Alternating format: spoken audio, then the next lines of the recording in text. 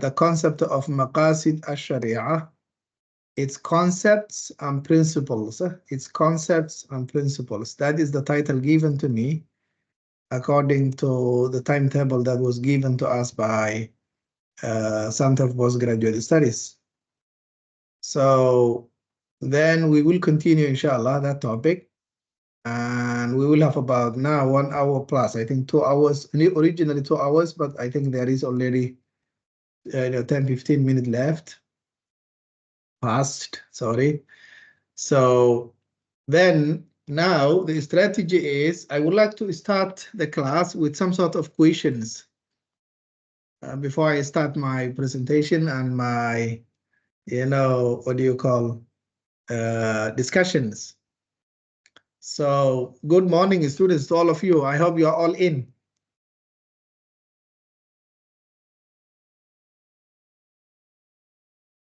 Morning, Prof. Yeah. Is this brother Jeremy, right? Jeremy, right? Yes.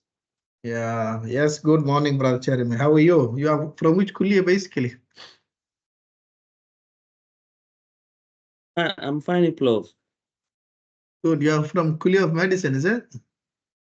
Kuliya of nursing. Kuliya of nursing. Okay. Let me just, for the sake of knowing more, each other, it's like, have you have any discussion or any classes, addressing the issue of Maqasid before, or is this your first time?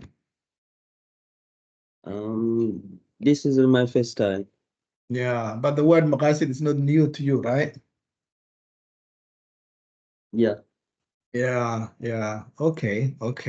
So what is your maybe you can share with us your understanding? It's not I'm not here to test your knowledge, but I think it's good to know, each other that, the assumption is that we hold about the topic or about the subject. So at least we can establish some sort of like a common background for our discussion.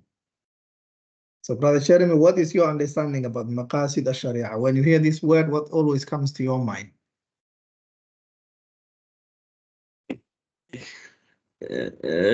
Sorry, Prof. Because it is my first time to learn this course, and I don't have the background, Muslim background. I see. So you're still figuring out. When Muslims talk about Jeremy, so you always wander around, right? Yeah, don't worry. We will discuss. That's why I wanted to know, the background of the audience. But I'm here to learn, and I'm ready to learn new things, new culture. Good. Actually, the reason why I'm asking is this, these kind of classes, actually the aim is to learn from each other. We are here living in the same place, in the same neighborhoods, in the same global city, in the same nation, right? Yeah. So one time we learn, the basics and the foundations of this tradition, that tradition is like, it's like more like additional info to our knowledge, right? We learn from each other. We have something new to deal with, right? Yeah. So it's good that you are around. So yeah, we can understand, the good. Okay, Jeremy, thank you for your input. In fact, you already give me some input. Okay, Let me call Sister Nur Farhana. Are you there, Sister Nur Farhana Hussein?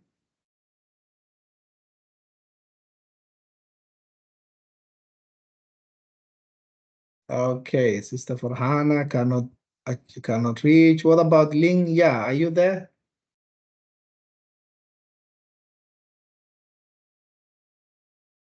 Ling Ya, are you attending? I'm just worried that some of the students, they just sign in and then they are not in. I'm also checking the attendance while calling people. Hello, sorry, Prof. I'm Farhana. Oh, Farhana, how are you? Alhamdulillah. Good. Yes, Farhana, are you also from nursing? No, I'm from Kuliah of Dentistry in Kuantan. I see. Okay. Is this your first time to hear to have class on Maqasid Sharia? Yeah, this is my first time. First time, I see. Okay, okay, good to see you. So what came to your mind when you registered the subject? Is it that you are going to study Sharia, or you're going to study Usuluddin, or you're going to study Islam, or you study, yeah, what was the thought that came to your mind? Briefly, what I understand about the Maqasid Syariah is actually that concludes some purpose, meanings, and also some wisdom that's set by our Syariah Islamiyah. Sharia Islamiyah, I see. Okay. In order for our rulings. Good. That's very good. That's already good, mashallah. Yeah, good point. Exactly. That is part of what we are going to discuss, inshallah. Mashallah. No. Yeah, that's very good. That's very good. Yeah. Okay, so basically it seems that you already have some, readings about the topic, right? Maqasid al-Sharia. Since you mentioned the word purpose and then you mentioned the word meaning, that means you already have something in mind about the topic. I can see that Brother Iqbal Munawwar, right? He's already on video. Brother Munawwar, can you hear me? Oh, he's already talking on the phone, huh? Yeah, how to let him be with us, huh? I will come back for him. What about, okay, let me go to another, maybe I'll choose one more. Brother Iqbal, are you with us? Yes, Prof. Yeah, just now I saw you on the phone. So yeah, good morning, Brother Iqbal. Good morning. Sorry, Prof. No worries. Yeah. Yes, I'm asking you the same question that I asked Sister Norul and Brother Jeremy. When you register for this course, what was your thoughts about it? Is it you have any background on Maqasid before, or this is your first time?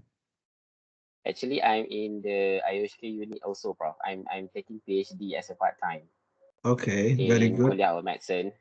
So I'm used to the term of Maqasid Syariah. But I really want to know further on how we can implement or how we can use the Maqasid Syariah in the medicine, in the practice of medicine.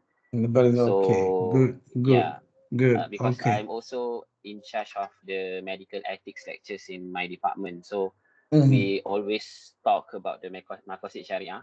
But the problem is I really have a problem on implementing how to implement the Maqasid Syariah, how to teach the student to implement the Maqasid Syariah. That's my problem. Okay. So I think the course will help me to enlighten you about this. Good, mashallah. Good, yes. Okay, good. I think it's already good enough to have these three students input. Yeah, 2 brothers, 1 sister. So I think basically, the point that you mentioned is related. We are going to touch, inshallah, for my class at least, we are going to focus on the concept and the principles. But the point that you mentioned, Brother Iqbal, the point you mentioned about, how to implement medical practices or how to implement medicine according to Maqasid al-Sharia, that would be the second level, right? Second level. So before we implement, we need to understand the concept itself. What does it mean? These 2 words that are often stated as a, how do I say phrase, Maqasid al-Sharia. We have al-Sharia and we have Maqasid. So what do we mean actually by these 2 terminologies? And then when we combine them together, how to apply their meaning or the meaning of these 2 terminologies in our daily life practices, whether we're in healthcare sector or in other sectors of life. Okay, so let me begin with this. Let me go with the terminology, the 2 terms, the 2 terms, Maqasid and Sharia. Let me go to Sharia first. I'm sure majority of you, or most of you, or all of you, since you are, I think, generally from this country, a Muslim nation, you have heard about the word Sharia a lot, Sharia al-Islamiyya, the Sharia law, the Sharia. I think the word Sharia has been known to you. So what does it mean in Islam when we talk about Sharia? What it means? Okay. Look, when I'm answering to this question, what does Maqasid means and what does Sharia means? If we go into the details, brothers and sisters, it will take longer time, days, probably months, probably years, to talk about the details involved, because people wrote about these two topics or these two terms, volumes about it. So it's quite impossible, as you can see, to cover the details of the discussions related to this topic within 2 hours. Why? Because the concepts and the principles are quite wide, and the writings about this is very wide as well. So I think one of the strategy to, address this issue concisely and fruitfully is that we go to the root of the word, especially we go to the sources of the Islamic teaching in order to see how these two terminologies were used throughout the sources of the Islamic teaching, particularly the Quran and Sunnah. So let us see quickly before we go to the interpretations or opinion. Sorry, Prof. Prof, are you sharing your slide? Not yet. I'm going to share afterwards. Yeah. Okay. Sorry. Yeah, I was still, discussing with the students. Yeah. So let me go now to the, how do I say? Let me concise. That's what I want to say. Let me summarize the discussion into few slides. So what I'm going to do, this is my strategy. In order to understand the concept and principles of Maqasid Sharia, we will directly go to the Quran and Sunnah, and we will see how the Quran and Sunnah, which are actually the sources of the Islamic teachings or the Islamic tradition, how these two terminologies were used or presented or addressed in the Quran and in the Sunnah. Then later on, you will have a chance for reading the available literature about this topic, the available literature about this topic. But before we go to the literature, let us go to the sources. So what I'm going to do, I'm going to present my slide, which is actually very concise as well, to you. I want to share with you. Let me share. And then we move on. Okay, share mana present mode, content only. Okay, turn on your camera. No, okay. Let me share. Comment only. Okay, include sound, share content.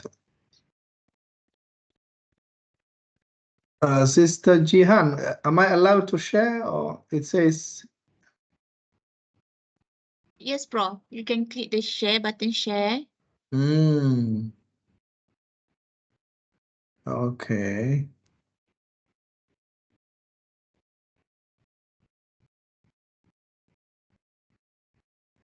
Okay, when I touch, can you see my screen now? Not yet.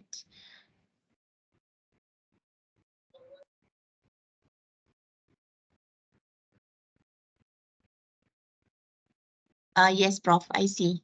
Yeah. So this is how we're going to start. Okay, what does the word Sharia means, as you can see here? Look, I want your help. We will find out, to find out, I need your help to find out the verses of the Quran in English or maybe in other translations. I will ask you to check. Look, the word Sharia has been presented in the Quran in different, how do I say, surahs. And when you read those surahs and when you read those ayat, when you read those verses, you will notice that the word Sharia has some sort of like a general meaning and a specific meaning. General meaning as a religion, which means the whole religion of Islam means Sharia, and a specific meaning, which means a law. So in order to see the meaning of Sharia as a religion, let us go to chapter 45 of the Quran, verse number 18. Please help me to get the verses of the Quran on this topic, and maybe you can put in the chat box or in the chat sharing, please. This is what I want to do, because I want to summarize. How do I say? I want to concise your discussions and make it 2 hours discussion, but cover the main points. So if you go to chapter 45, verse number 18, you will notice that Allah subhanahu wa ta'ala says, ثم جعلناك على شريعة من الأمر فاتبعها. O Prophet Muhammad, we put you on a what? شريعة من الأمر, an order, a clear order. So the word Sharia now has been presented as an order, as a path, as a what? Tradition, as a command which he has to follow. And in that sense, Shari'ati min al-amri, the mufassirun or the ulama or the scholars, they said actually it means the whole religion of Islam. A whole religion of Islam which covers both the aqidah, means the theology, the belief system, as well as the social order, which basically means do and don'ts, right and wrong, good and bad. So it includes the Sharia aspect, it includes the akhlaq, the manners, the etiquettes, the laws. On the other side, it covers also the basic questions of life, which are the theology and the belief system, right? Or put it in a, the Islamic tradition, they call it al-aqaid wa syariah. Put it in that way, make it very simple. In other words, the word Sharia in this chapter, I don't know if Brother Iqbal can get that verse, chapter 45, verse number 18. Can you paste it in the chat box? Brother Iqbal, you cut and paste if you have it, the English version. Chapter 45, verse number 18. ثم جعلناك على شريعة من الأمر. So which basically means, according to the ulama, the word Sharia here, this is the key word. The word Sharia in that ayah has been used as a what? In a sense of the whole religion of Islam. Oh, Prophet Muhammad, we give you an order, a system, right? So therefore, you are on this tradition. So the word Sharia means, it generally means a religion. Then if you move from chapter 45 to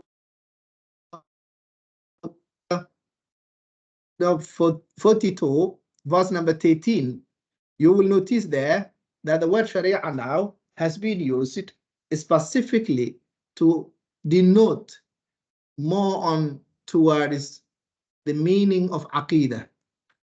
Because it says that Shara'a lakum min ad-dini, chapter 42, verse number 13. Can you get that, Brother Iqbal?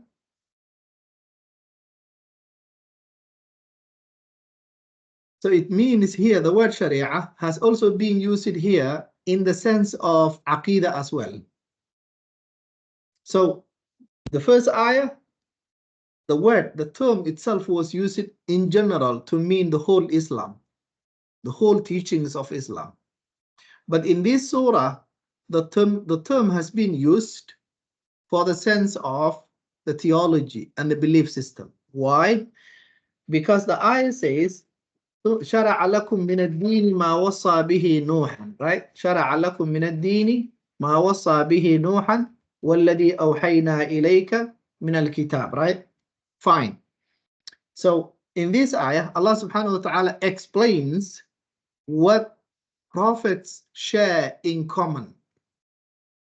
And in Islam, although prophets come in different time, in different generation, in different epoch, but what they share in common is the aqidah, the belief system, right? Arkanul Iman, the belief system, right? That is what they share in common. Even though they have different laws. When it comes to laws, they have differences. The prophetic missions, right? So Allah subhanahu wa ta'ala here now listed down. He said, oh, Allah subhanahu wa ta'ala legislated for you or revealed for you what has been revealed to Moses, to Jesus, to Abraham and other prophets. So the question is, what was given to them? Yeah, what was given to them, which is also given to Prophet Muhammad, is the belief system, the theology, right? The Aqidah side. Okay. So the word Sharia now carries the sense of also a belief system. But if you move to, chapter 5, verse number 48, I hope you get it. Are you all right with that, Brother Iqbal? Are you with me? Yeah, looks like Brother Iqbal is hanging. Can you follow the discussion, Brother Iqbal? Are you with me? Yes, Prof. Okay. So here we have chapter 5, verse number 48. Also, please check and see this ayah as well. Check. According to this ayah, the word Sharia, the term Sharia, has been presented as a what? In the sense of a law, rather than Aqidah as well. Because Allah subhanahu wa ta'ala says, وَأَنزَلْنَا إِلَيْكَ الْكِتَابَ بِالْحَقِّ, in this ayah, chapter 5, verse number 48, مصدقا لما بين يديه من الكتاب ومهيمنا عليه فاحكم بينهم بما أنزل الله ولا تتبع أهواءهم عما جاءك من الحق لكل جعلنا منكم. You see here, this is the key word. لكل جعلنا منكم شرعة ومنهاجا. Which means, look, prophets, yes, as we said, they share the theology, they share the tawheed, they share the unity of God, the belief in the unity of God. But when it comes to laws, as you can see from this ayah, the Quran mentions that each community has been given its own laws and legislative, what do you call, systems, legislations, put in that way, customs, traditions of ruling. In other words, more like towards social order. So in this particular verse, the Quran presented the word Sharia in the sense, or as the sense for what? Sharia, social order, or laws, put in that way, as a law. In Surah Al-Shura, as a Aqidah. In Surah Al-Jathiyah, the whole Islam. So actually, therefore, the ulama said, look, in the Quran, the word Sharia, it means, it has a general meaning, which means the whole Islam. And when we say the whole Islam, we're talking about the Islamic teaching as a whole, whether you are talking about the theology, whether you are talking about the social order, or you're talking about manners and etiquettes, or you're talking about, the traditions and customs. The whole Islam is Sharia in that sense. But there are cases where you may focus or talk about the belief system, the theology, and then it becomes Sharia as well. It's part of the general one. Or you may talk about the law, and then it becomes part of the general one as well. Look, while Aqidah answers the philosophical questions of life, Sharia answers as a social order. It answers the questions of, law. What is legal? What is illegal? What is haram? What is not halal? Halal. What is permissible? What's not permissible? Then we talk about the Sharia. Okay. Therefore, we make now a conclusion. Generally, when you hear the word Sharia, it depends on what context people are using for it. Are they using for whole Islam, which is the general sense? Yes, okay, that's one sense. Or you are using the word Sharia to mean the law itself of haram and halal. So it depends on which context or which, what do you call, sense you are referring to. In this condition, in this type, in this, class, since we are talking about the healthcare practices, actually both meaning of the Sharia are related to healthcare. If you're talking about the Aqidah, if you're talking about the theology, if you are talking about philosophy, yes, because medicine, there are cases where medicine and healthcare generally, we talk about some philosophical questions to answer. What life means, what death means. There are philosophical questions. Who owns the body? Where does our body come? What happens to our body after death? What happens to our soul after death? So medicine, even though medicine and healthcare are part of applied sciences, applied means do or application or know-how, but still still there are some philosophical questions that, you know, comes to the subject or comes to the people in the profession, right? Especially when we are defining the questions of death, the questions of life, the questions of soul, the relationship between body and soul. So you need the aqidah aspect, you need the theology side, because that is where different philosophies are, you know, answering the questions of life and death and soul and body and the relationship between these. They are answering them in different ways. Now, of course, Islam has its own answers to these, you know, critical questions of life, right? So that is about the theology and the aqidah side. And the relationship between Islamic theology and medicine is there. Number two, you know, the second meaning of the Sharia is also related to healthcare and medicine. Yes. Why? Because since medicine and healthcare are actually, how do I say, is, you know, a practical or applied knowledge, or basically you can say human effort to, you know, do something or to achieve something in life, basically to care about health and well-being of the individuals or patients, then you need to know values that are there to govern your actions when you are taking decisions in healthcare, especially, let us say, when you are dealing with drug, you know, manufacturing, what types of drugs we have to manufacture, how to, you know, manage, how to govern, how to, you know, guide our practices of pharmaceutics and also drug making, you know, actions, right? When you are dealing with the human body, right? When you are providing your healthcare services, every day you are making decisions. So those decisions, you need to have do and don'ts. You need to have values that are guiding and governing, right? So let us say when you apply, when you're in the family clinic and you are, you know, now fulfilling your duty, you know, as a medical doctor, let us say you are involved with the issues of fertility treatment. Is it permissible to provide fertility service, you know, of let us say in vitro fertilization for a couple that is not married? Is it permissible by law? Right? You need values, right?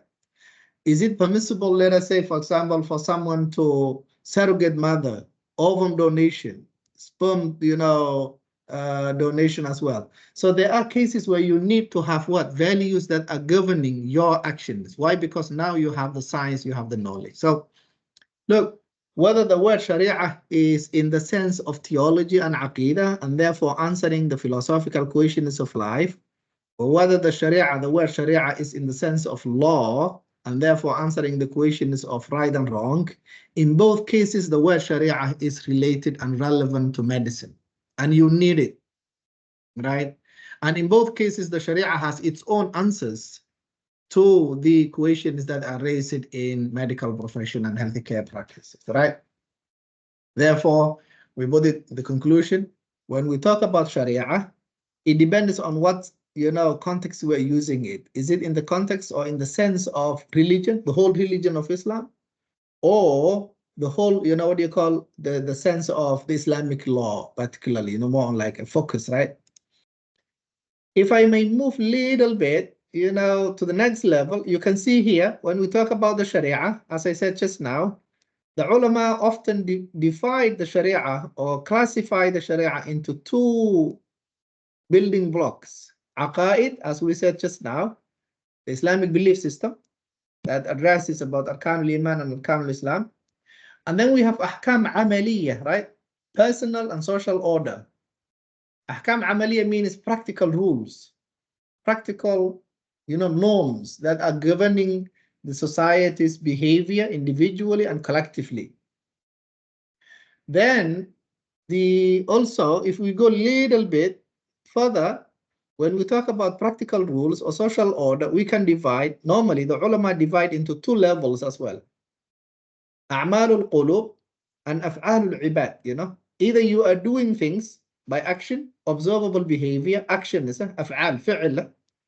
Rules that govern moral agents' conducts, right? Practical, you know, hands-on actions. Or actually we are referring to rules that guide functions of the heart, means, you know, pure heart, honesty, sincerity, right? Integrity. This is another dimension, right? Practical. So the Sharia also have something to say about that. So when we address a'mal al-qulub, or the functions of the heart, then we have rules of ibadat, for example, worship, fasting, hajj. This is one category, ibadat we call it, right? We also have another aspect of a'mal al-qulub, which basically known as makarim al-akhlaq, or basically means manners of self-purification, or akhlaq generally. So on the other hand, we have a'mal al-ibad, which basically means rules that govern the moral agent's conduct.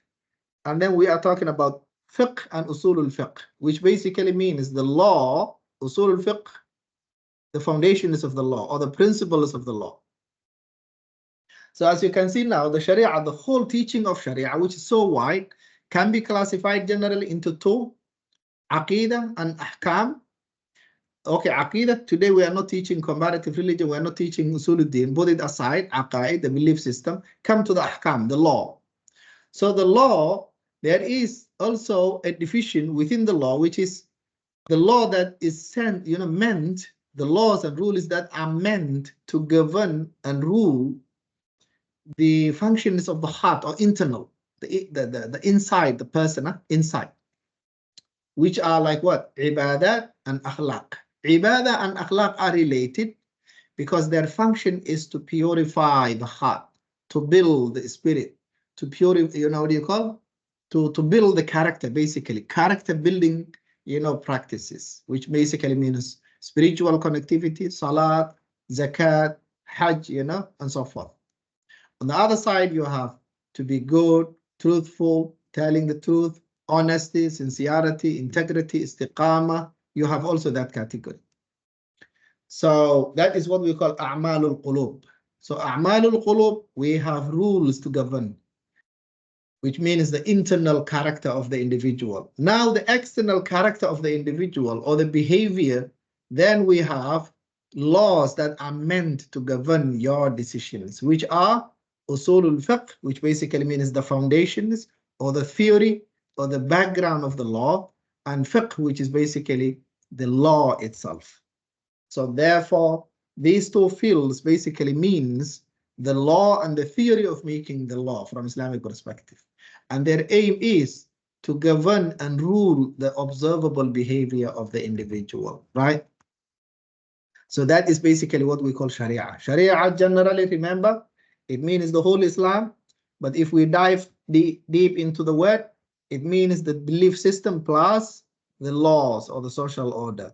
The social order can be classified into the orders that are meant to build and guide your internal character, and the rules and laws that are meant to guide your observable behavior of decisions. So in both terms, both categories are related also to medicine.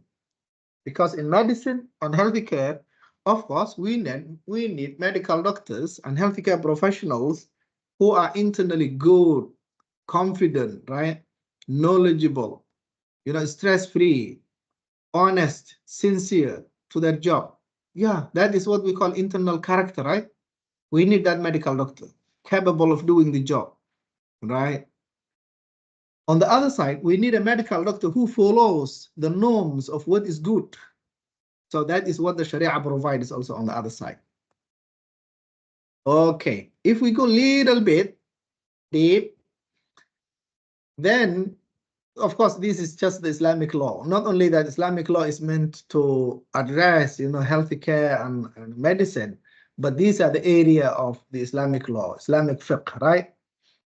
So we have what? We have fiqh al-ibadat, we have fiqh al-mu'amala, or means the laws that are there to govern your spiritual connectivity, or your ibadat, basically. What are the rules of fasting, the rules of salat, the rules of hajj, the rules of, zakat, right? So we call it, Islamic laws on, what do you call? Ibadat. We have fiqh al-mu'amalat as well, which basically means Islamic law of banking and finance. We have fiqh al-dawla, which basically means Islamic law of governance. We have fiqh al-jinayat, or we call it Islamic criminal law, right? Criminal justice, right? We have also that law. On the other side, we have fiqh al-tib. Now you can see where medicine and law come in. Yes, that is where I want to come, right? So this is our focus now. We are not going to talk about Islamic banking and finance sharia. We are not talking about the sharia applications in ibadat. That's a different topic. We're not going to discuss about, let us say, family law, which is basically part of the Islamic law as well. Fiqh al-usra, we call it. Those categories of fiqh are not the subject of our discussion today. Our discussion today, as you can see here, is fiqh al-tib. But we have different categories of fiqh, remember? Fiqh al-usra, fiqh al-ibadat, fiqh al-mu'amalat, fiqh al-jinayat, Islamic criminal justice, right? We have different categories, of fiqh. But our focus in this subject is fiqh al-tib, as you can see there. Right? Okay. Any questions so far? Brother Iqbal, I can see you, mashallah. Any comment? Would you like to add something? No, Prof. So remember, when we talk about fiqh, when we talk about sharia, in the sense of aqidah, that's about the belief system. That's a different topic. We'll discuss about it in different areas, right? But when we talk about sharia in the sense of law, then we are talking about what is generally known as a fiqh. And therefore, we have sometimes we call it fiqh al-tib or fiqh al-mu'amalat or fiqh, and so forth, right? So in this subject, when we talk about sharia, put in this way. Generally, we mean both in this subject. We mean the aqidah and we mean the law, both of them, right? When we talk about maqasid al-sharia, right? Okay. Now we go to word maqasid. The conclusion of the previous discussion is the word sharia means the whole Islam, the general sense, or it means the Islamic law, which is also covering the Islamic, medical practices and healthcare services as well. Okay. Now, what does the word maqasid means? We know what the Sharia means. Sharia basically means the whole Islam, the general sense, or the specific sense. It means the Islamic law, put in that way. What about the word maqasid? I come back to Sister Nur Farhana and Brother Iqbal. Have you heard about the word maqasid before? Surely yes, as you said. Yeah. So here we go. Yes, originally, look, the word maqasid, in Arabic language, it came from the word maqsad or qasd, if you want. Qasada or maqsad, which basically means aim or objective. Aim or objective. Very short. Sharia basically means, as we said just now, the whole Islam. So when we say the word maqasid sharia, the concept is basically we mean the aims of the Islamic law or the aims of Islam, both in that way, or objectives or the purpose. Some ulama even they add some more qualifying words. They say they normally use the word, the ultimate aims of Islam. They put it that way. The ultimate aims of Islam. They put it that way. Some ulama, they say the founding aim. Some ulama, they say the purpose. So the key word here is, when we say maqasid sharia, actually, we are referring to the purpose, the aim, the objective of the Islamic law, put in that way. When Islam tells you do this one and don't do this one, this is permissible and this is not permissible. This is allowed, this is not allowed. This is accredited, this is discredited. When Islam tells you this kind of teaching, actually the ulama want to understand why.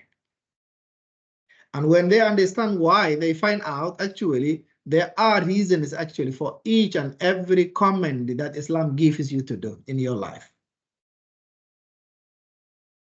So we will see the comment, but basically that is what it means. The purpose, the aim, the objective, the underlying, reasons of why, or the justification, you can say the justification of why something can be done and or something cannot be done.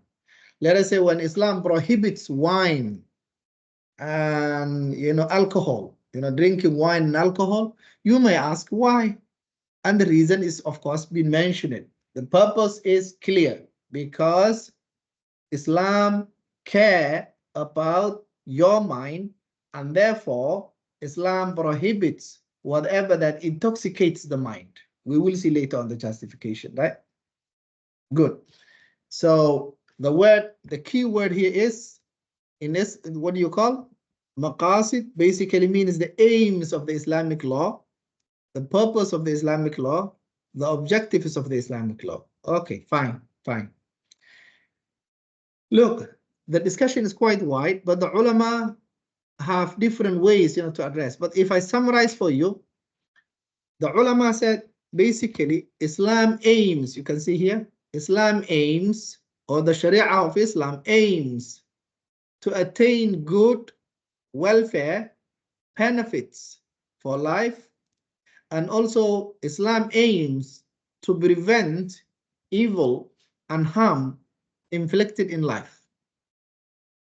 So some ulama, they summarize, they say, well, you want to understand the aims of Islam? Yes, basically it means to achieve good and prevent harm, basically, put in that way. That is what Islam aims, to achieve good and prevent harm.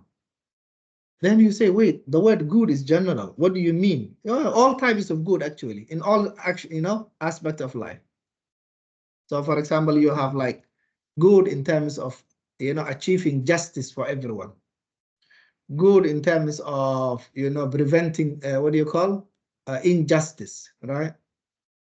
Good in terms of prohibiting you to do things which are harmful to you, for example. Good, yeah. Anything that is good is permissible in Islam. To achieve good, to attain good, welfare, to serve, right? At the same time, Islam aims to prevent harm. Therefore, when Islam says this is permitted for you, then we know that thing is good. Permitted for you is to eat, for example, to drink, which is actually natural instinct, right? Permitted for you to get married, yeah, okay. But on the other side, prohibited to you is illegal sexual relationship. Permitted for you is trading and business, but prohibited to you is, riba-based or interest-based, right? Prohibited to you is, permissible transactions, right? Fair and free transactions of business and trading. But gambling, and selling wine and alcohol is prohibited to you. Why? Because that is harmful. So basically, the ulama, normally they mention دفع الضرر, تحقيق المنفعة, ودفع الضرر, they say in Bahasa Arab. Or in English, as you can see there, realization of good and benefits and prevention of harm. That is basically the aim of Islam. Very short, very short. Okay, good. So we move on.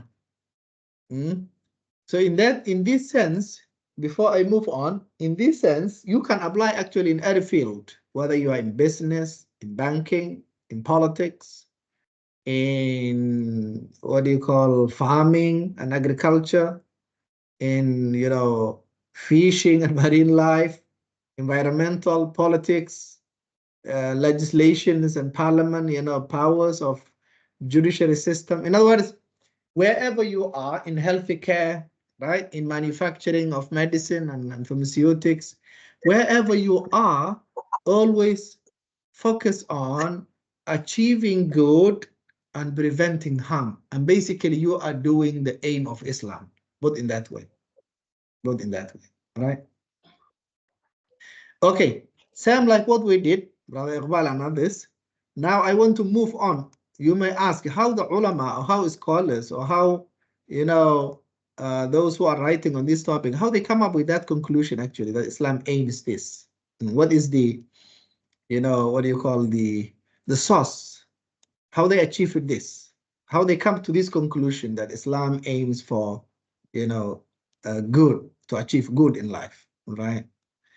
So same like what we did before, let me go with you, Brother Iqbal and others, and get, some Quranic ayat. We read the sources and then we extract lessons together in order to realize, or in order to understand what basically Maqasid syariah means from, the original source, right? Realization of good benefits, right? And prevention of harm. Okay, Brother Iqbal, I want you to check and post, yeah? And others as well, to check and also post chapter 25, verse number 57. Sorry, chapter 57, verse number 25. Let us check together that verse.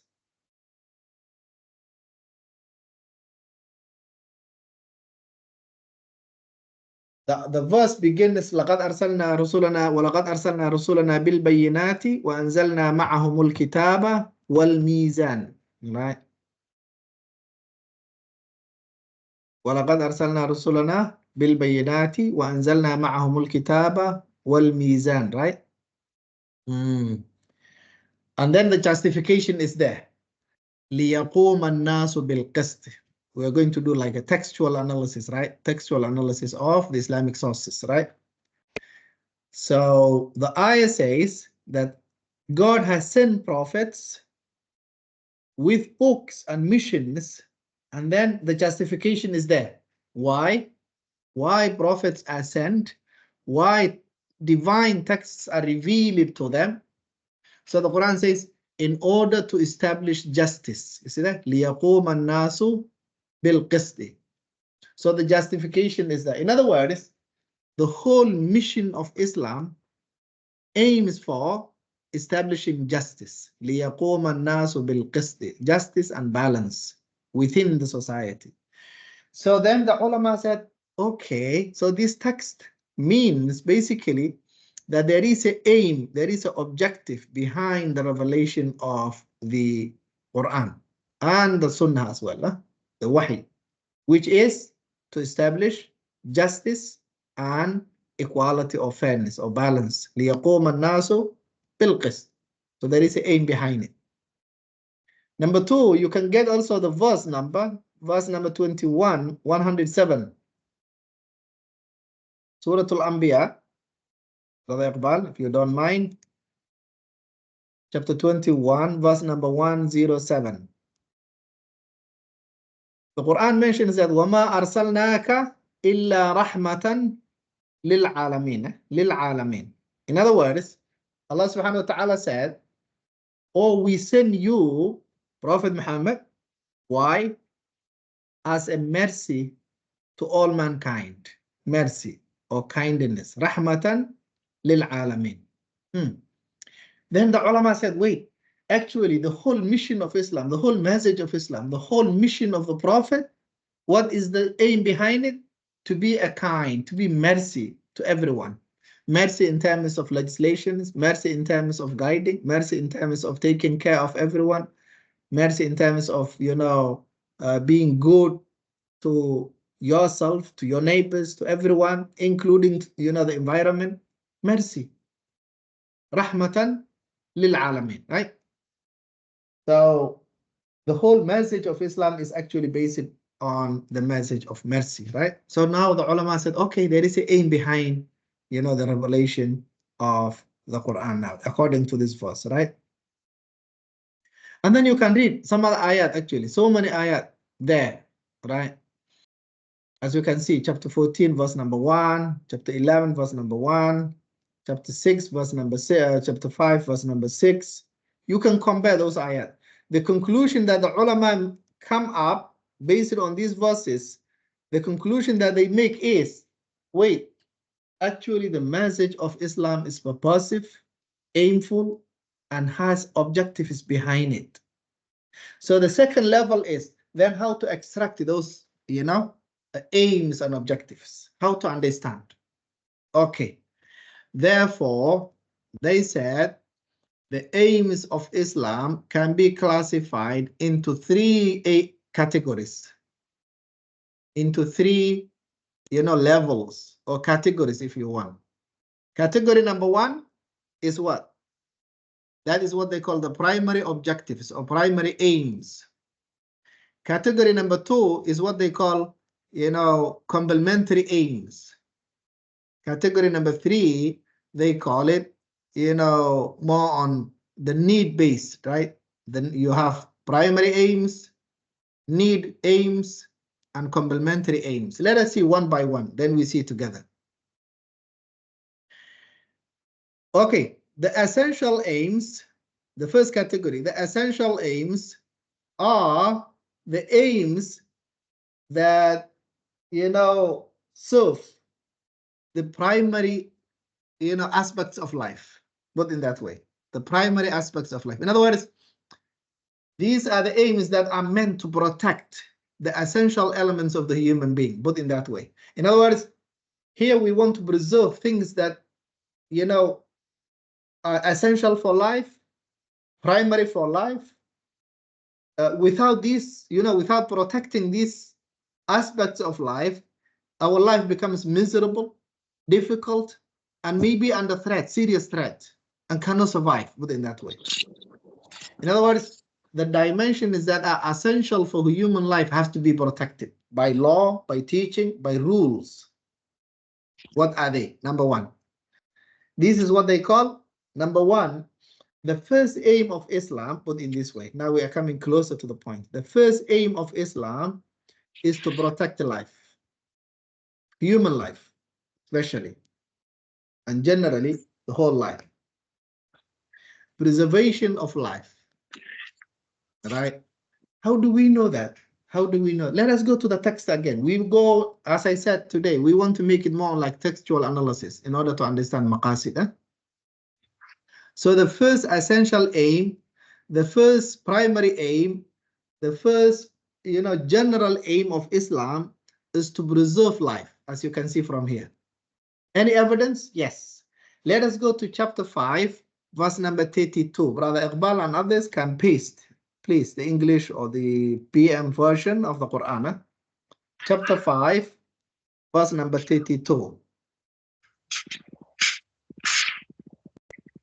من أجل ذلك كتبنا على بني إسرائيل أنه من قتل نفسا بغير نفس أو فساد في الأرض فكأنما قتل الناس جميعا. So the Quran says in this verse, look, murdering a life, one life, is equivalent as if you have murdered everyone's life. Imagine. And saving one life is equivalent as if you have saved everyone's life.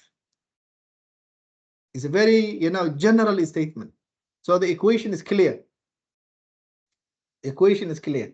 Causing someone's death or murdering someone is actually similar or equivalent as if you have murdered everyone's life. Very clear. Number two, the second verse that you can check, Brother Iqbal, thank you for pasting, mashallah, is chapter 4, verse number 29. Surah An-Nisa, Allah subhanahu wa ta'ala says, Ya ayyuhalladhina amanu la ta'kulu amwalakum bainakum bil batil illa an takuna tijaratan an taradin minkum. And here you go. Wa la taqtulu anfusakum inna Allaha kana bikum rahiman. Right? So the message is clear. Do not cause, the death in your own hand. In other words, do not commit suicide or do not cause others, or do not murder or do not kill others. In other words, killing someone is being prohibited, whether that one is yourself or someone else. Right? وَلَا تَقْتُلُوا. The message is clear. Do not kill yourself. Do not murder anyone, including yourself. Right? The same meaning is found actually in chapter 2, as you can see, 195. The same text. I mean, the same meaning is found in different texts of the Quran. So it says what? وَلَا وَأَنْفِقُوا فِي سَبِيلِ اللَّهِ وَلَا تُلْقُوا بِأَيْدِيكُمْ إِلَى التَّهْلُكَةِ. Right? Do not cause your destruction by your own hand. Do not destroy yourself, in other words, by killing yourself, starving yourself, murdering yourself, committing suicide, right? In other words, these are just examples. These 3 ayat and other hundreds of similar ayat in the Quran, the ulama said, wait, the message that we can take out from these ayat is actually the take-home message is what? Islam aims, one general principle, Islam aims preservation of life. Therefore, you see here, genocide, homicide, suicide, murdering, any form of causing someone's death is prohibited in Islam. Why? Because Islam aims to preserve life. So if you see somebody who is taking human life easy and causing death of anyone, murdering, explosives, shooting, slaughtering, then immediately we denounce, we say, okay, this is against Islam. Very simple.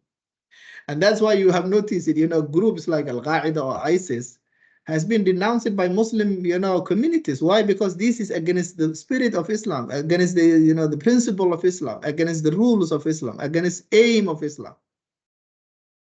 And then you may say, wait, how that principle of life saving is related to healthcare and medicine? Yes, of course. The whole subject of medicine is what? To save life, right? By providing medical services, treatments, right? Healing, the well-being of the individual, right? So, yet therefore, in Islam, this is a rule, whether you are in politics, whether you are in healthcare, whether you are in, teaching and education, this principle is always there. Taking someone's life is unacceptable in Islam. Why? Because Islam aims to preserve life. Number 2, I need also the help of, Brother Iqbal and others. Here we go. Number 2, Islam aims to preserve the intellect. The second important element of human, life. After preserving the human life, the second important element is to protect human mind. Why? Because we knew that human being minus mind falls beyond imagination. We cannot imagine a human being without intellect. Somebody may say that they become animal, but according to certain readings, it's actually when a human being loses intellect and mind, they are below animal, actually beyond imagination. You can say that. So therefore, seeing as a human being minus mind cannot be imagined, Islam aims to protect intellect. Therefore, you see there, all forms of intoxication of mind is prohibited. Therefore, alcohol, wine, beer, call it whatever you like to call, are prohibited. Why? Because Islam aims to preserve your mind. You can go to chapter 5, Brother Iqbal, verse number 90, and others. Anyone can call, I think Brother Iqbal, yeah, hopefully he is there, right? So anyone can comment. Yes. I mean, everyone can cut and paste. Thank you. Thank you. So here we go. Thank you, Brother Iqbal, also. So the ayah says what? Ya ayyuhalladhina amanu innamal khamru wal maisiru wal ansabu wal azlamu rijsun min amali shaytan. Also the following ayah you can continue. Innama yuridu shaytanu an yuqi'a. Chapter 5 verse number 91. You can add also there. So here the word khamr is being used. The word khamr in Arabic basically means concealing the functions of the mind. Khamara means anything that covers or conceals or nullifies the functions of the mind. Therefore, drug abuse, alcohol drinking, intoxication, any form of intoxication is prohibited in Islam. Why? Because Islam wants to preserve your mind. Islam wants you to think genuinely and, correctly. Therefore, cannot, right? Number three, I will move on. the third essential rule of Islam, the third essential aim of Maqasid Sharia or Sharia is to preserve religion. In other words, freedom of religion in Islam is preserved, right? Freedom of religion. Because religion is something that we choose. So everyone is entitled to practice and, live with the religion of their choice, right? That is what Islam says.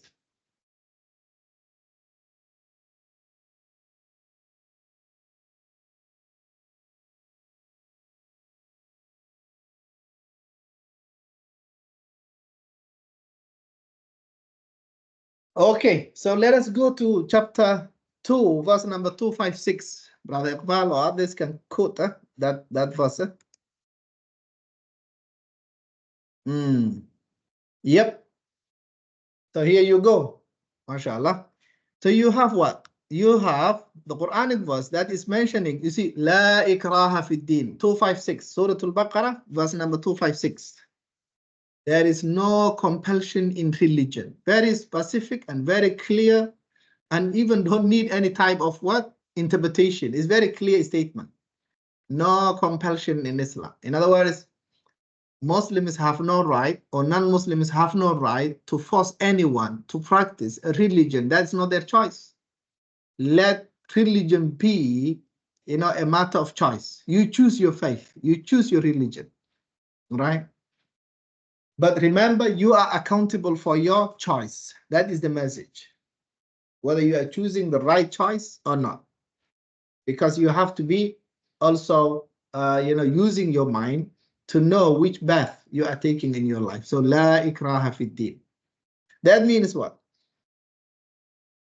Religious persecution, religious, compulsion, forceful, conversions are not acceptable in Islam. Why? Because even if we force someone to believe in a faith that they are not, believing, that person will not be considered belonging to that faith. So religion is a matter of choice. Let people choose their faith, right? But at the same time, look, when people choose their faith, we have a duty to, respect that. So your patients, your colleagues, your co-workers in the hospital and the healthcare sectors, you allow them to practice their faith. That is their choice, right? That is their choice. You serve them, right? And even now, some, hospitals and healthcare sectors are also providing more on helping those who want to practice their faith to provide, the necessary facilities of, and services of, practicing their faith, including chaplaincy, imamship, more like spiritual guiding, advising, right? More like Sharia now they're talking about here, and in some Muslim countries they're talking about Sharia compliant hospitals. Why? Because they want to, besides providing your medical services, they want to also provide a spiritual side, because human beings are what? A religious being, right? So therefore in Islam, as you can see from those ayat, in Islam, the aim of Islam is to preserve religion. Chapter 18, verse number 29, the Quran says, let people choose their faith. فَمَنْ شَاءَ فَلْيُؤْمِنْ وَمَنْ شَاءَ فَلْيَكْفُرْ. Eventually, each and everyone is accountable for their choice. That is the message of Islam. 10, you can see there, we have no right to force 10, verse number 99. No one has a right to force anyone in a faith that they do not believe in. In other words, religious freedom is one of the general aims of Islam. Very interesting, right? Very interesting. Number 4, another essential principle of Islam or essential aim of Islam, right, is preservation of honor and posterior generations. Honor and dignity, right? Hifdhun nasab, they call it in Bahasa Arab, Hifdhun nasab. Preservation of honor basically means, look, Islam says we human beings, one of the basic tendencies that we have is sexual tendencies. But Islam says that, look, sexual tendencies should be achieved through, the means of legal marriage, right? not through illegal contacts or illegal sexual relationships. Because fulfilling those tendencies and human needs illegally, it causes what? It is a form of dishonoring the individual, as if the individual is just a toy, use it for, like sexual toy, somebody who is being downgraded into like, just use it and then discard it. That should not be the way. In other words, in Islam, we believe that the individual has an honor and dignity, right?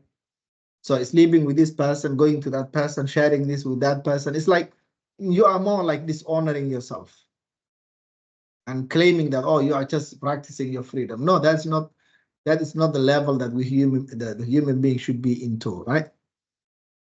So Islam here aims, if you want to fulfill your sexual needs, yeah, but through marriage, because sexual intercourse has a consequence in fulfillment, responsibility, intimacy, accountability, the outcome, children, offspring, and so forth, right? So Islam tells us to honor that, to dignify, to respect that territory. Therefore, Islam prohibits all forms of illegal sexual relationship, but permits, sexual relationship through marriage and through, family level, right? Because on this sense, Islam also wants to preserve the future generations as well. Imagine if illegal sex is allowed, then we can assume that there could be a level of what kids whom we do not know who is their father, who is their parents, right? So we do not know who is who and who is father of who. Is like it could lead some kind of like dishonoring this individual. This baby is born, but we do not know his or her father. It's like, or maybe it may facilitate spreading diseases, because two siblings may get married, two genetically related individuals get married, and then they have like what individuals who are children who are deformed or malformed, or it's like, therefore Islam cares about the future generations, and Islam also honors the existing generations. That's the message. Therefore, Islam promotes the culture of having family, but prohibits relationships beyond family. So you go to chapter 17, verse number 32. وَلَا تَقْرَبُوا الزِّنَا إِنَّهُ كَانَ فَاحِشَةً وَسَاءَ سَبِيلًا, the Quran says, right? Fine. Now, look, now your family aspect, future generations are protected. Your religious feeling and religious tendencies are also protected.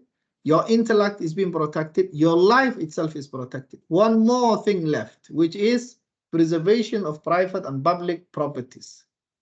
Hopefully you can quote this ayat as well and put in the chat box. So if you go, let us say, to chapter 429, which we already visited one time, we can visit again. It says, look, because Islam aims to protect private and public properties, wealth, therefore Islam prohibits, you see that, stealing, cheating, corruption, bribery, and the likes. You can list it down. So any form of wealth mismanagement or wealth corruption of wealth is prohibited in Islam. Prohibited in Islam. So the Quran says, Ya ayyuhalladhina amanu, chapter 4, verse number 29, La ta'kulu amwalakum bainakum bil batil. So the word batil is the key word. Batil. Batil, I think in Bahasa Malaya as well. Or inappropriate. Or batil basically means corruption. Or mismanagement or mishandling, right? Or cheating or stealing or robbing, right? Robbery, right? And so forth.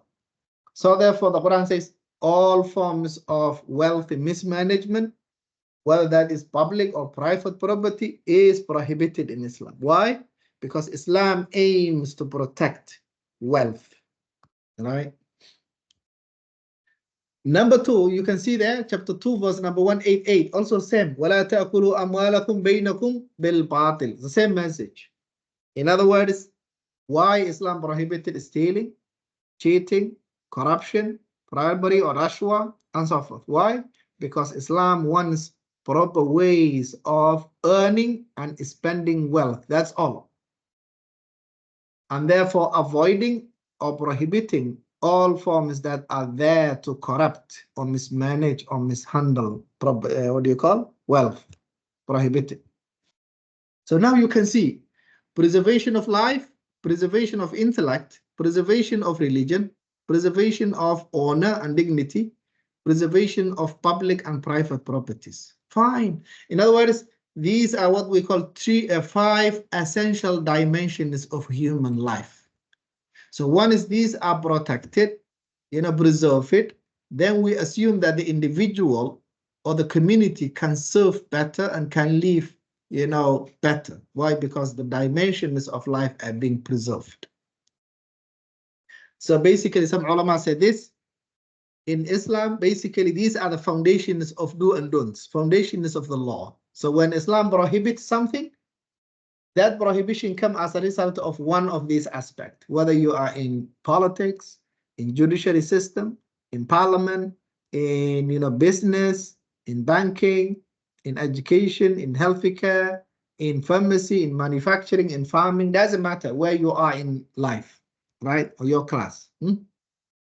Because when Islam says this is doable, then we ask why. Then it goes to one of these aspects. This cannot be done, or this cannot be done. Why? Then it goes one of this. It may contradict preservation of life. Let us say when Islam says that a portion, for example, yes, in a healthy care practices, right? To abort a growing embryo or child or baby is prohibited in Islam. Why? Because Islam preserves his life, right? Unless the mother's life is at risk. That's a different issue. That's a different issue.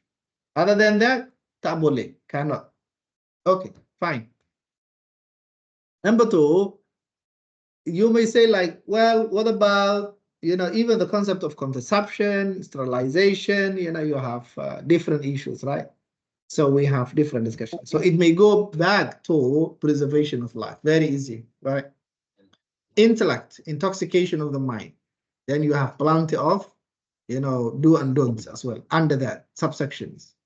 Preservation of religion. Then we have plenty of teachings under that. Preservation of honor. So these are the yes. Yes.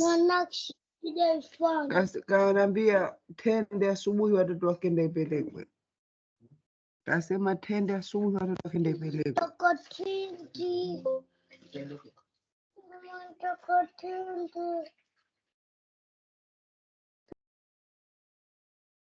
Okay.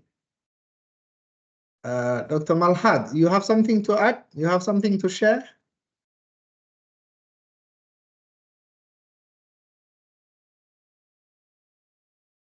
Okay. Okay. Shall I continue? Yes, that's how it looks like, right? Dr. Malhad Muhammad Fasih, is there something that you'd like to share? Please feel free to share your ideas and thoughts. Okay, so now some scholars, they describe this one as, yeah, it's a Maqasid syariah, but basically they call it what? Al-Maqasid al-Kulliyah, in Bahasa Arab. Or the general aims, the essential aims, the general principles, right? Or al-Kulliyat al-Khamsa, the 5 general principles of Islam. Hifdul Nafs, Hifdul Aql, Hifdul Deen, Hifdul Nasab, and Hifdul Mal, generally, yeah? So when these 5 dimensions, essential dimensions, are secured, then Islam also aims. Imagine what happens. Look, now we go to the second level, need-based. What happens if these, 5 essential aims cannot be achieved at the same time? Let us say we want to preserve life, but yeah, it's difficult to preserve life and intellect at the same time. We need to preserve one of them. Let us say you are dehydrated, somewhere jungle trekking, in the verge of death, but all of a sudden you have no choice except to eat, let us say, haram items or haram food, or haram drinks, for example, there is no other choice, and you are already dehydrated, and you are in the process of death, more or less like minutes away from death. Would you say, let us say, I don't want to drink wine? Why? Because I don't want to intoxicate my mind. But then we ask you, what about if you avoid intoxication of mind, but that leads to death of life? I mean, you die, huh? Death, it leads to death. Death, yeah, basically death, yes. So which one to save? Now you need help. You need, what do you call? Solution, right? You have to save one of them, because now you are being given what? You are being given two evil choices, I'll put it in that way. You have to choose one of them. Either to save your life, therefore intoxicate the mind, or avoid intoxication of the mind and then die. So when you are given, because if you are given two good choices, fine, you are free. If you are given a choice between, choosing between good and bad, then you have a choice, you choose the good. But what if life gives you a choice of choosing between two evils? Then Islam tells you, now you choose the lesser one, the lesser harm or the lesser evil, right? Akhaffu dararain, they call it, the less evil of the two choices, right? So now, let us say, instead of saying that I want to die for thirsty, even and I don't want, the available, wine to drink, then Islam allows you now to drink wine, even though wine is haram. Why? Because now the aim is to preserve life.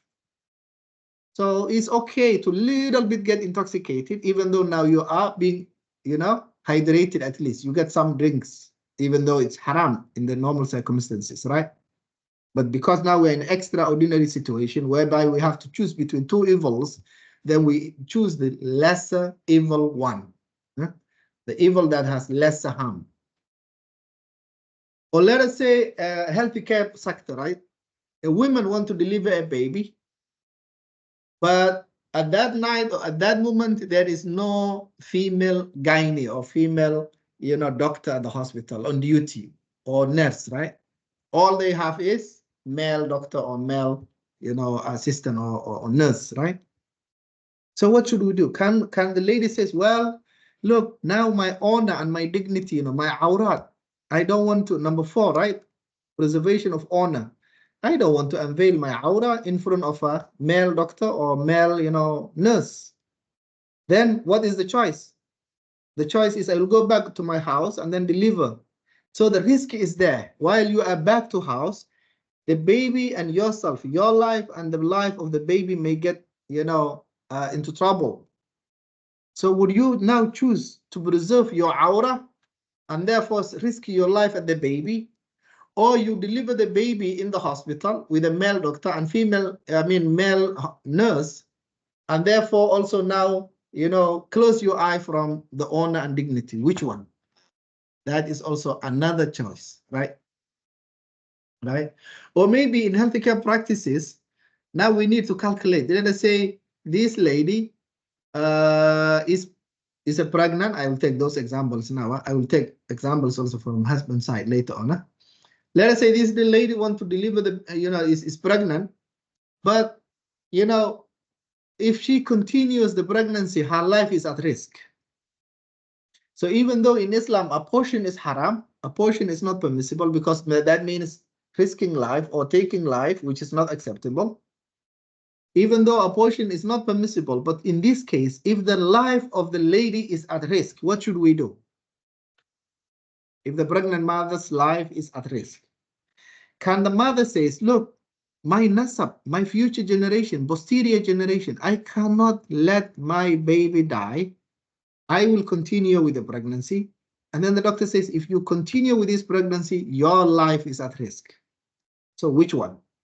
To save the life of the mother and therefore abort the child, or continue with the pregnancy and therefore risk the life of the mother and the baby as well? Because if the mother is at risk and therefore mother dies, of course the baby in the womb will die as well. So now we have a choice. We have to make a choice here. We have to choose between two evils: aborting the baby or letting the pregnancy continue until the baby and the mother dies. So which one?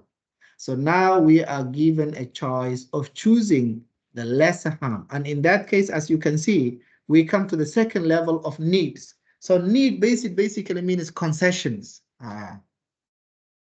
So therefore, Islam aims to give concession to its followers, whereby when they are now applying the essential aims, if they get difficult in the application of the essential aims, if they get difficult to achieve all, then in that case, they are given concessions to apply according to the possible solutions. That is the passage. So therefore, we call the second category, the first category we call al-daruriyatul khamsa, or the 5 essential aims. The second category we call it al-hajiyat. Basically means need-based. Need. Do you need solution? In order, let us say, if you have conflict between mind preservation and life preservation, do you need solution? Yes. Then concessions. Concessions of what? Concessions of applying or accepting or practicing the lesser harm, or choosing the lesser harm solutions. Get it? So that is the point actually. Al-hajiyat. Hajj basically means I need solution. Let us say you are traveling, right? Last time people used to travel from Kuantan, let us say, to KL, or KL to somewhere else by foot, and life was very difficult, right? So then traveling comes with a mashaqqa. We mean it comes with difficult. Already, your scheduling, your timing, the energy, the mind.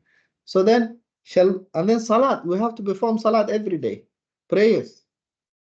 So now Islam tells you a solution. Okay, since you have this difficult, Islam allows you to combine the salat, Zuhr and Asr together, Jama'ah, and continue your journey. Or Maghrib and Isha one time. You shorten it, combine it, then you continue, right? Maghrib 3 rak'at, Isha 2 rak'at, one time. Either you pray at the Maghrib time or you pray at the Isha time. In other words, it's a solution, right? So this is what we call hajiyat, or this is what we call concession. A pregnant lady, for example, who cannot, fast. Yeah, Islam allows her to not to fast during Ramadan, since there is a risk on her baby and her life, but replace it later on when she becomes healthy and well. So that is what we call hajiyat. Hajiyat. Hajiyat basically means when you are in a difficult position, when you have a challenge of, preserving the 5 essential aims at one time, then Islam asks you to choose, but the choice is always to choose the lesser harm, not the greater harm. Complementary aims is actually the aim that complements the other 2, that first 2, essential and hajiyat. So let us say when we build the hospital, I give you that example. Building a hospital may be essential aim. And also providing the relevant medical professionals and doctors, nurses, and train it well. Yeah, that is necessary.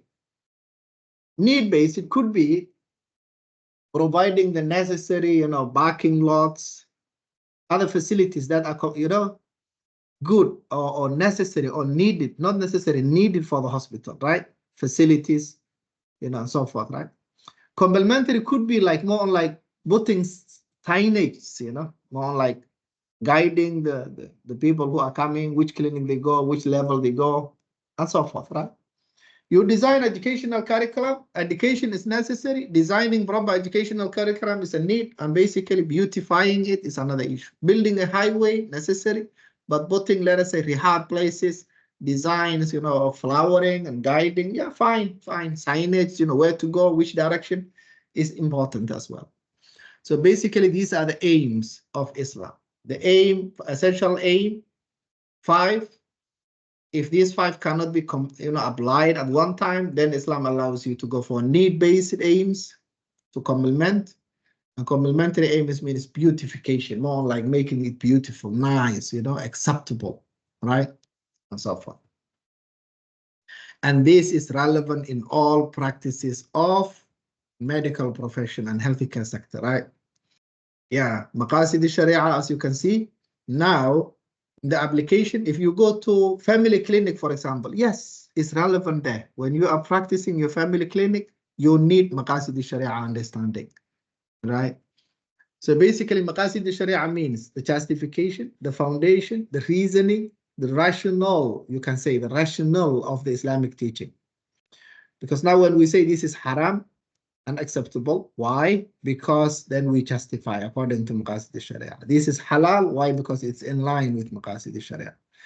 Therefore, the word Maqasid Sharia, as you can see, means the general aims, you can say, or the general purpose, or the general justifications, or the foundations of the Islamic law, both in that way. Make it very simple.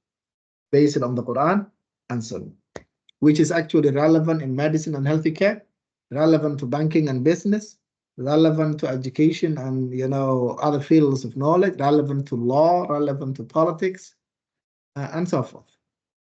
So that is what Maqasid Sharia means. Okay, any comment, any clarification, any point that you'd like to share, please feel free.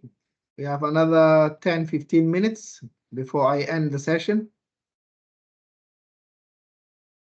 The word Sharia has been clarified. The word Maqasid has also been discussed, and the combination of the two also has been addressed. So please feel free to comment.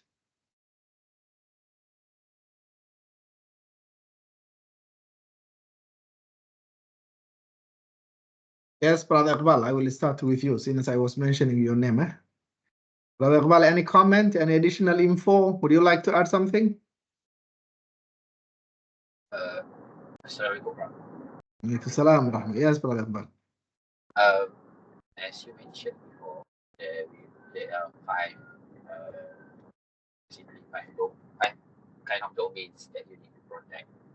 In terms of the daruriyat, right? My question is, when you have a conflicting situation, for example, if you want to protect, as you mentioned before, you want to protect life, but then you need to take something that is haram. How you decide which one is lesser harm or which one is going to harm? Is it from yourself, or is there a guide to decide on that?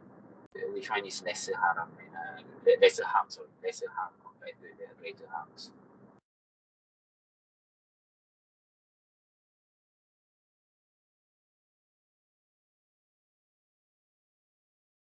Okay, let us say, am I muted? Can you hear me? Yes. Yeah. So let us say, as you said, you know, let us say when we want to talk, when we are in the normal circumstance, then we don't need this kind of calculation, right? But let us say you are in a position to decide which one comes. Let us say which decision you want to take, because you are given a choice to choose between two harms.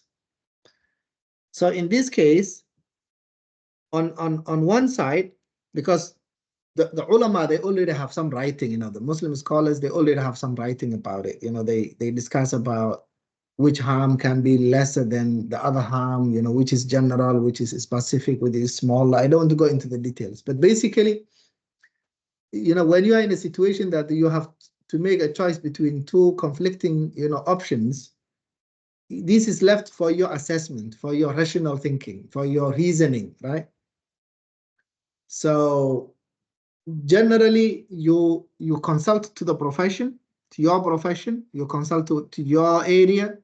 Your area plays a role, your experience plays a role, your profession plays a role, your also assessment, your colleagues, your friends, in other words, as a team, all this one makes a role, right? Right? So as I said, let us say now if you're at the clinic and then this woman is, let us say, pregnant, and you find out actually that if she continues with this pregnancy, she is risking her life, right? This continuation of this pregnancy may risk her life. You are a medical doctor. So now is, which one is less and which one is great? These two risks, to lose life and the baby as well, or to abort the baby and therefore rescue the life of the mother. So in this case, do you need, let us say, a mathematical equation, or it's just reasoning? This is more like, based on your profession, you can conclude which one is easy actually, which one is less, not easy, which one is less than the other. So generally, which harm is less than the other is left to your assessment, to the situation, to the condition, to your experience, right? And so forth. So there is no clear-cut criteria that says, oh, you know what? All the harms are listed here. These are lesser harms, and these are greater harms. There is no such list or measurement, actually. But the situation, the condition, the level, the case at hand will all determine which, problem is less than the other. So that is what I know. That is what I know. Probably someone can add also. Okay, Prof, thank you. Yeah. So it's always back to your professions and also solving for the discussion. Yes. Yes. The scholars. That's right. That's right. The discussion, the profession, the experience, the case that we have will all determine which harm is less than the other. Because we have situation, for example, back to your examples, right? There is a pregnant lady, and then based on the medical knowledge that you have, if the patient continues the pregnancy, it might cost her life. Yes. But we do have a situation that maybe they have been trying for years to get a baby. I mean, to get a baby. So they wish to continue with the pregnancy, and because there is no certainty, right? I cannot say that if you continue, you for sure will die. But based on the research and the experience, you most likely you will die, for example. So if the patient wish to take the risk, how about that, Prof? Yeah, that is another level actually. That's another level. Once the medical profession says that, look, according to what we know, you see there as a medical doctor, you say, according to what I know, continuity of this pregnancy risks your life based on my medical profession. Then, actually beyond that for you, it's very difficult to assess, because now the decision belongs to the patient, right? Or to the individual, right? Yeah. So generally we follow what the medical doctors normally advise, generally, right? When the medical doctors tell us this is what I'm going to do, and this is the assessment, and this is our investigation, and this is what we did, normally we like to respect and honor their profession, because they are the people in the field. They have been doing this practice. They have, right? But if an individual disobeys the medical profession and says, well, I will take the risk and continue with the pregnancy, of course, that's a choice that's open for them. But majority of the fuqaha, they will always ask individuals to follow what the medical doctors advise. Because they have been trained for that, and then normally they follow the concept of فَاسْأَلُوا أَهْلَ الذِّكْرِ إِن كُنْتُمْ لَا تَعْلَمُونَ. If you do not know, ask those who know, right? So when we come to the clinic, we trust the medical doctors will share the necessary information, the guidance, the counseling, the advice. But if somebody insists that, look, whatever happens, I will take risk, then that's a different issue. It's a choice that they can make, but that is their own risk now. That's their own risk. Yeah. Is it going to be considered as a suicide? I'm not sure. Yeah, there's a different level of discussion. Sometimes you have this kind of complex situation, bro. But as you said, if let us say this family was waiting for this baby for years, they have been trying to get a baby, and then this is the first pregnancy they have. Yeah, it's very difficult, actually, very delicate, right, to make a decision on that topic.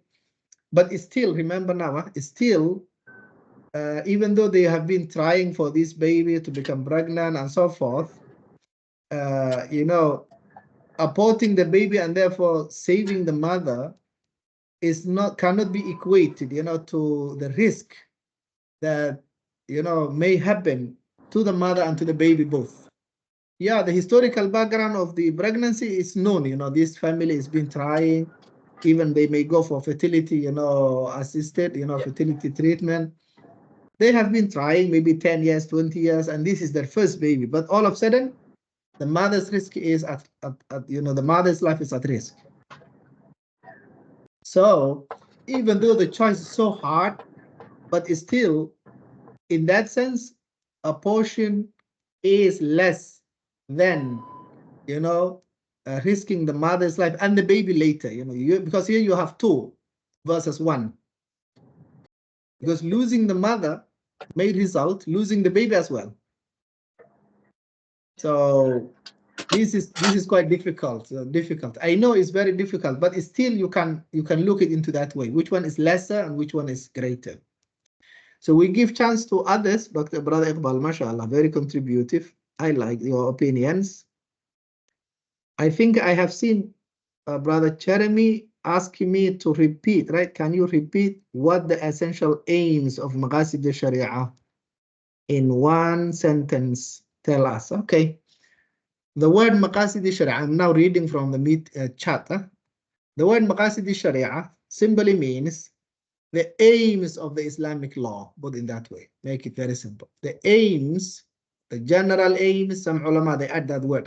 The essential aims, the general aims, the general purpose of the Islamic law, put in that way. Some scholars, they even mention this, the ultimate purpose of Islamic teaching. You can put in that way as well. Right? You can put in that way. And these are actually, Brother Jeremy, these are actually, this is for the sake of learning from each other. I wish we have time that therefore also we can listen from, you know, your side and also from other participants as well.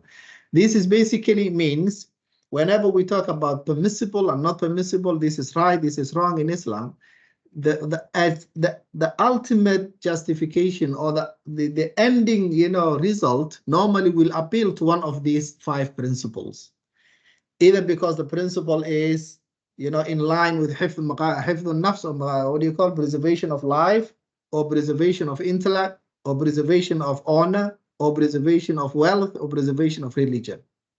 So basically, whatever teachings that we have in Islam, the whole 114 chapters of the Quran, the whole prophetic tradition, the teachings that we have can be classified under one of these aims, but in that way. But in that way.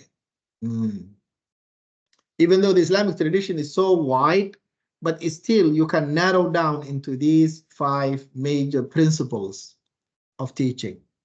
So regardless of which field you are, which field, medicine, healthy care, probably, you know, social science, academic, economics, finance, you know, politics, doesn't matter where you are, right? So one of these principles could be the foundation of your judgment, surely, not more than that. And in the case that these 5, maybe 2 of them or 3 of them or 4 of them cannot be achieved at one time, then we opt for the need objectives, whereby we need to go now for having what, a viable solution, rather than, you know, sitting down there like as if you're handicapped. No, there must be a solution. So we evaluate, we measure, we weigh it. So weighing it, then you get, is it 50-50 or 50-60, sorry, 40-60 or 30-70? So then we choose always the less harm. So I hope, Brother Jeremy, that's all right, right? Fawzia here, yes, you said? Yes, Prof. Yeah, yeah. So here we have another comment. Do the essential aims come in hierarchy? Well, hierarchying the aims, some ulama did it, yes. Some ulama did it. Some of them, they said like what? Of course, the first in these 5, the first is always life-saving, because the Quran always focuses on, honoring and protecting and preserving human life. So we have the principle of حفظ النفس always first. But which one comes first? Some ulama said حفظ العقل come. Some ulama said no, actually next to حفظ النفس is حفظ الدين, because religion comes before حفظ العقل, or preservation of religion comes before preservation of mind. But generally the ulama responded and said, wait, without mind there is no religion, because if somebody is orangilla or mad person or absence of the mind or sleeping or child, then religion is not required. So in order to be religious, then you have to be mukallaf or mature with, in other words, sane and sound mind. Then religion comes. So therefore, hifdhun nafs or preservation of life comes first, then preservation of mind comes second, preservation of religion comes third, preservation of honor and dignity comes, and then preservation of wealth comes. But always the priority is given to the first 3, right? First 3 always are prioritized over the other 2. So yeah, and there are discussions, whether to prioritize or, of course, prioritization always is the nafs, hifdhun nafs. And then Jeremy said, can you repeat what essential? Okay, that one I answered it already. May I ask the attendance? Okay, I think that is for Sister Jihan. The second question is, sorry, I did not get your well about complementary aims. Okay, Jeremy, complementary aims actually are the aims, you can put it in this way, more like beautification. When we serve the essential, when we serve the needs, then we serve complementary needs. Complementary needs, or complementary aims are actually more like what? Beautification. As I said, the example I give, building a hospital, okay, sorry, preservation of life, the general aim. Therefore, now we provide whatever helps that. We build a hospital, provide the necessary, medical doctors and facilities, fine, well equipped. Let us say like CESMAC. Very, what do you call professional, and also a specialized, hospital, right? Medical services are provided, fine, well built, well designed, fine. Then here we have needs. So needs could be what? Not only that it's enough to have a good medical doctors, good medical facility, and good hospital, but there are needs. For example, what? Building a canteen, providing a canteen, bringing like a bank, for example, be able to withdraw money, proper parking lots, and so forth. Beautification could be like, for example, what? Putting signage. That's what we call complementary needs, right? Or complementary aims. So imagine if we put signage, clinic, let us say family clinic in the level 1, we put signage, boards. Or let us say we put marks, on the, what do you call marking, or what do you call parking lots. So each person knows where to park, right? The entry, the exit marks, right? Exit here, entry here. So in other words, complementary needs are actually, or complementary aims are the aims that are meant to complement the essential and the need as well, right? So more like beautification, making it relevant, making it beautiful, touching the last, aspect of the surface, right? So basically that is what, complementary need aims means, yeah? Sometimes they call at-tahsiniyat, right? We need to consider non-Muslim and their religious according to Maqasid al-Sharia too. Well, here we need to consider, in a sense, when we talk about Hifdhuddin, if you notice, Hifdhuddin basically means freedom of religion, right? So when we say freedom of religion, here, religions are protected in Islam.